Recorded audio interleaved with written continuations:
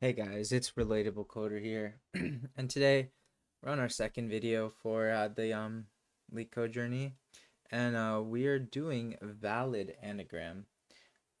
So let's get into it. So the question is, given two strings S and T, return true if T is an anagram of S and false otherwise.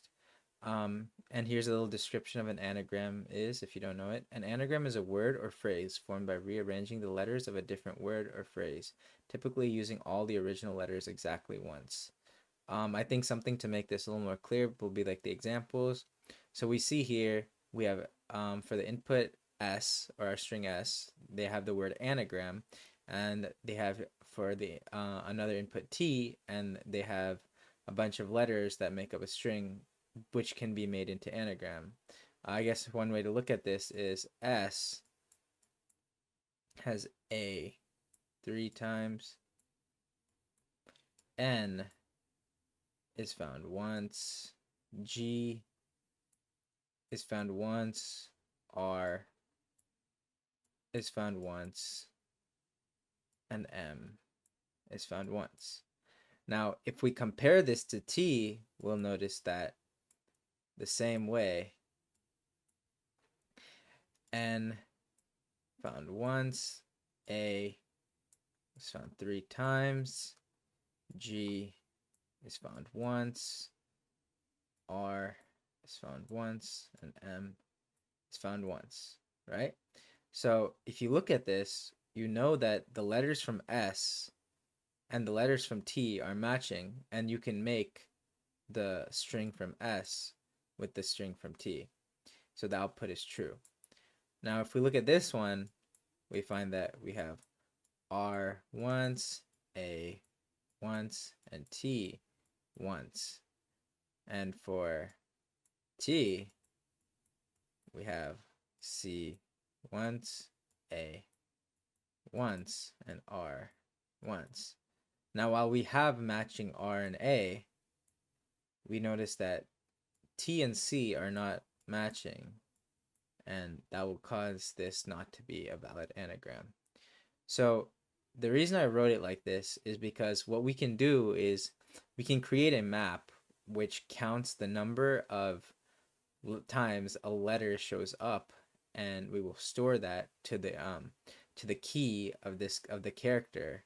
So suppose we have A, we'll store the number of times A has showed up to the key of A as the value of how many times there is.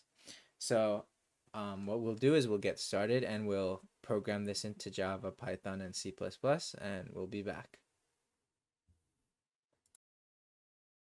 Okay, so I have it all coded up. This time I wanted to try something new where I don't code on the video, but I could like kind of give you the code already, and I'll just run through it.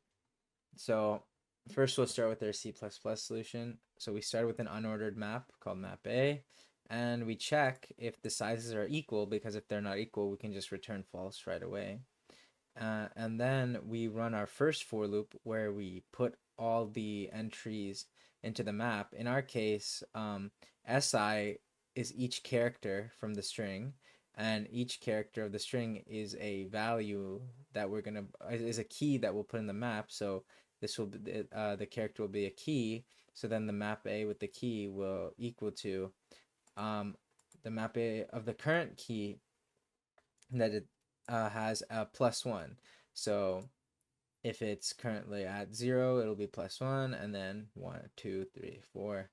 Then after the first for loop, we go through the second for loop where it does the reverse, and it's with T, and every time it sees the character key, it will decrement the value for that key.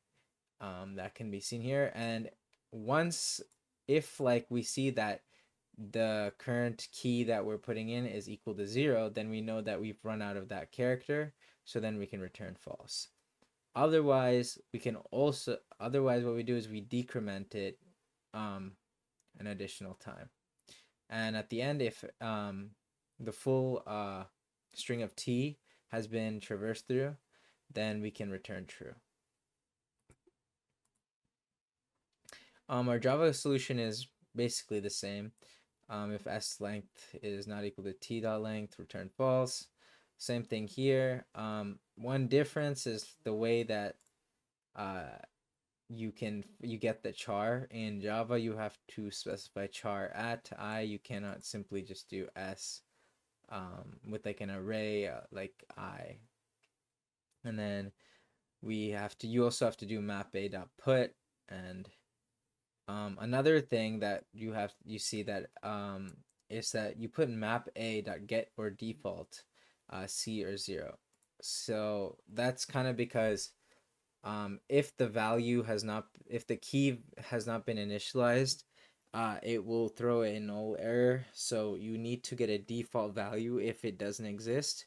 So you would usually put 0 because it's initializing it to 0, and then we'll add an additional 1 to it.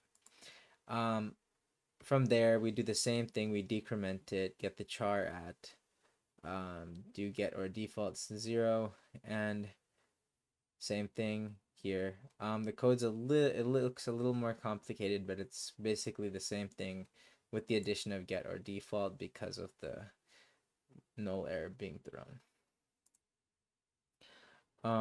And then finally, we'll go into our Python solution.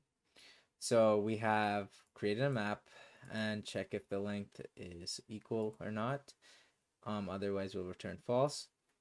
And then we have a for loop, so for I and S, which is basically, rather than having to specify each and every index, this just goes, it's a for each loop, if you know what that is in Java and Python and C++, and then it will go through each character in the string. It takes the character as a key, and then the reason you do map_a.get is, again, that same thing where there could be a default. You may not have the right default value. And then yet again, we decrement. One thing you might notice here in this if loop is that I did a check to see if it's null. I'm